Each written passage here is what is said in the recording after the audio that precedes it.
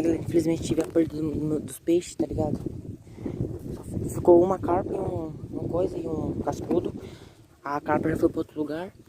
2 carpas morreram, só tinha 4, tá ligado? 2 morreram, ficou uma carpa já saiu daqui já, só ficou o cascudo.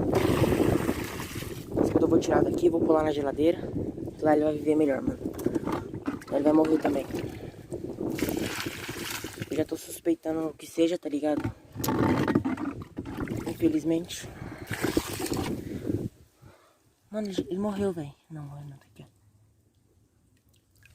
ó. Pronto. Eita porra, quase que eu caio. Ele vai pra geladeira agora, galera. Pronto. Ele vai viver aí, mano.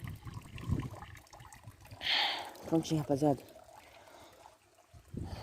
Vídeo curto só pra vocês ficarem sabendo mesmo. A outra carpa, ela tá nesse lugar aqui, galera, ó. A galera, a carpa, ela veio pra cá, mano, ó.